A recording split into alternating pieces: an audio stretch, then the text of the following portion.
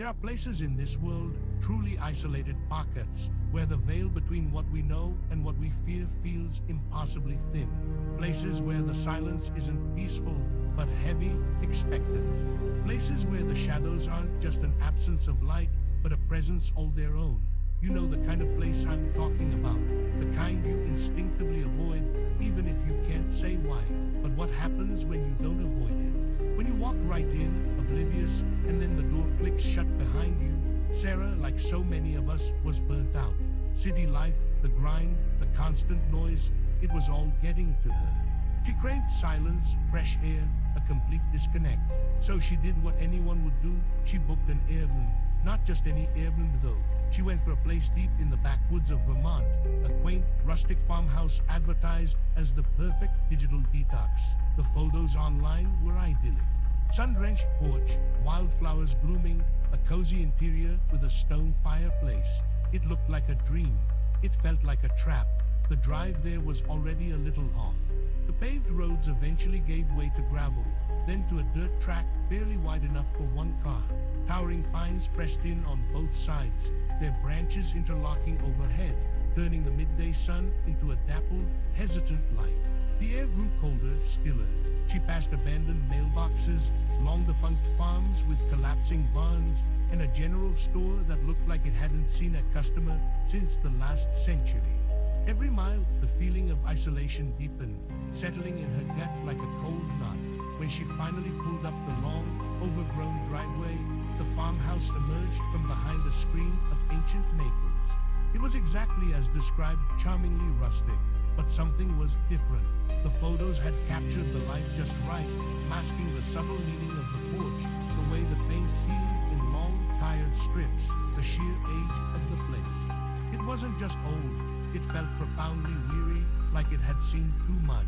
An oppressive silence hung in the air, broken only by the chirping of unseen crickets. Even the birds seemed to keep their distance. She dragged her suitcase up the creaking porch steps, the wood groaning beneath her weight like an old man waking. The key was in a lockbox, cold and heavy in her hand. The front door, a thick slab of dark wood, resisted at first, then swung inward with a mournful sigh, revealing a hallway plunged into shadow. The air inside was heavy, stale, carrying the faint, earthy scent of damp wood and something else. Something she couldn't quite place, a metallic tang, like old pennies or dried blood. She shivered, blaming it on the sudden temperature drop. The first couple of days were outwardly peaceful. She read, she hiked the narrow, overgrown trails behind the house. She tried to relax, but the house itself, it had a personality. A quiet, watchful one.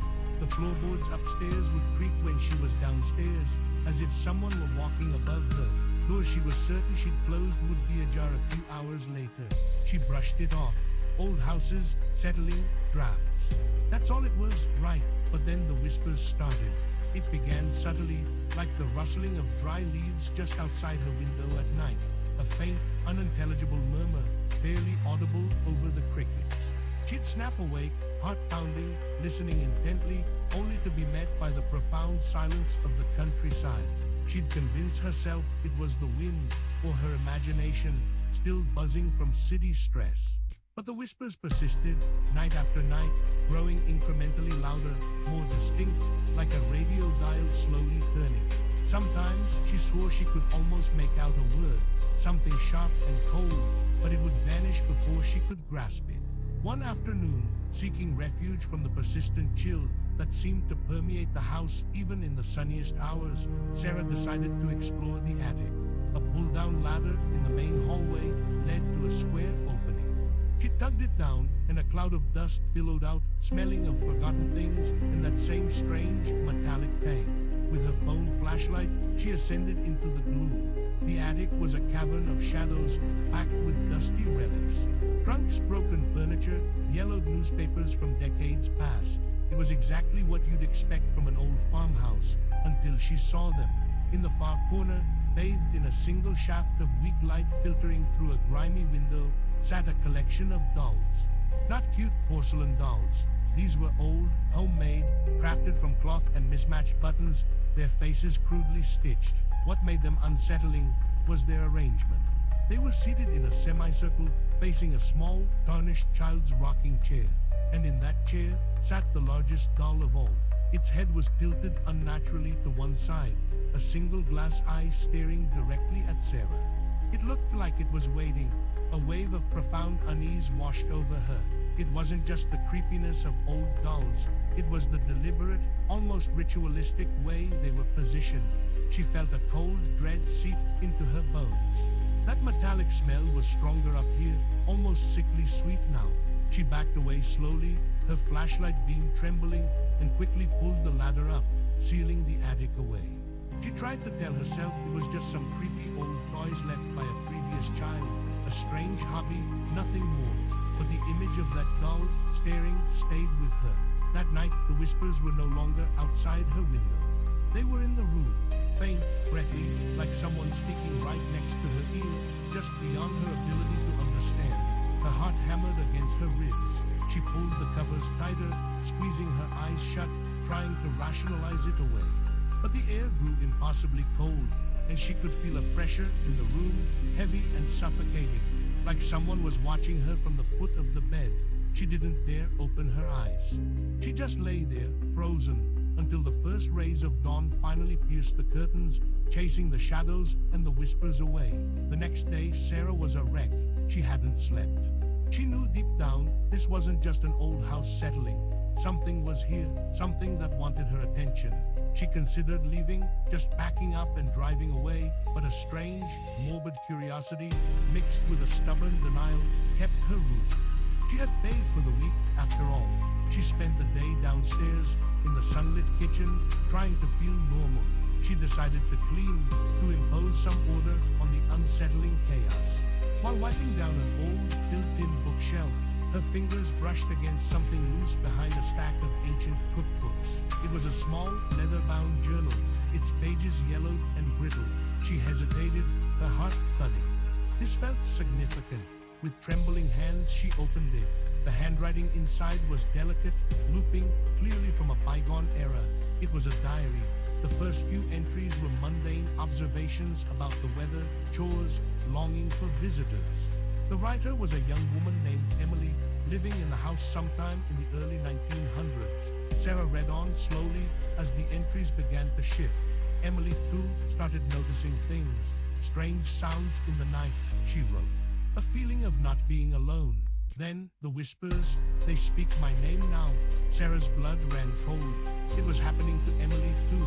The journal became Emily's desperate confessional. She described objects moving when she wasn't looking, her reflection appearing distorted in the window panes, the oppressive cold. It watches me, one entry read, the ink smudged, as if written in haste. It wants me to play. Emily wrote about feeling trapped, isolated, about the entity growing bolder, stronger. The descriptions of the metallic smell, the distinct chill, the shadows that moved in her peripheral vision, they mirrored Sarah's own experiences exactly. Sarah felt a growing terror. This wasn't some random haunting, it was a repeating cycle. The house didn't just have a presence, it fed on its occupants. She flipped through the remaining pages, her fingers shaking. The entries grew frantic, the handwriting jagged and almost illegible. It took the dolls again, moved them. They are always watching. It wants me to be like them. The dolls. Sarah remembered the chilling tableau in the attic. And then the last entry. It wasn't a narrative. It was a single, desperate message, scrawled in thick, dark ink that had bled through the thin paper. It WANTS new company. Come here, IT never LETSGO. It took me. It will take you. As Sarah stared at the words, a sound ripped through the otherwise silent house. A sharp, guttural thud from upstairs. Her breath hitched. The floorboards above her head creaked, slowly, deliberately, as if something heavy were dragging itself across the room. And then, clear as day, a voice, not a whisper, a voice, low, raspy, ancient. Sarah, it was her name, her own name, spoken from the floor above. A cold dread, unlike anything she had ever known, seized her. Every muscle in her body locked up. The metallic smell in the kitchen intensified, becoming putrid, overwhelming, like a charnel house. She dropped the journal. It clattered to the floor, open to Emily's final warning. Her mind screamed run. Her legs, however, felt like lead.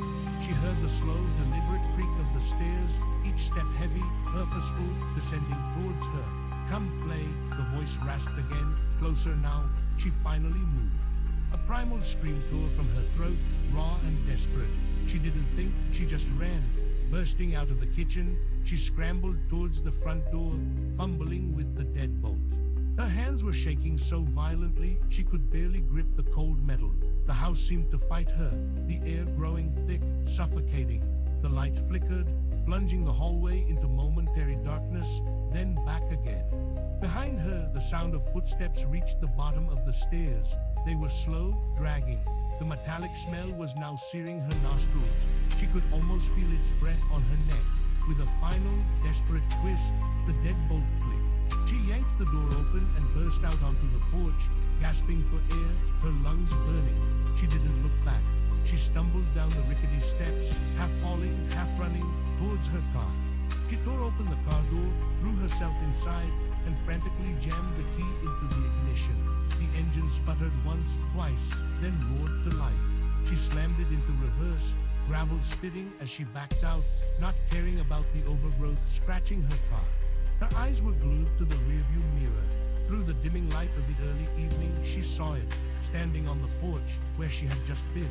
A tall, gaunt shadow, impossibly thin, its form barely discernible against the deepening twilight. It was watching her. It wasn't human. It was ancient, malevolent. As her car fishtailed onto the dirt track, kicking up a plume of dust, she saw its head tilt, just like the doll in the rocking chair.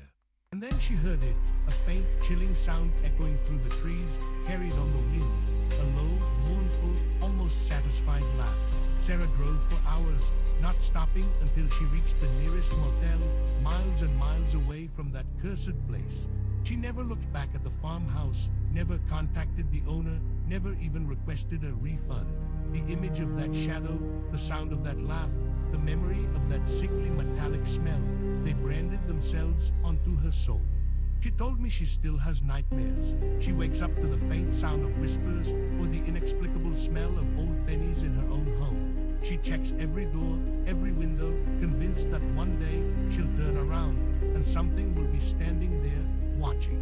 Because some places don't just hold darkness, they are darkness. And sometimes, that darkness, once it has touched you, never truly lets you go. The house is still there, she knows. Waiting for the next weary soul, looking for a digital detox, waiting for new company, and it will find it, always.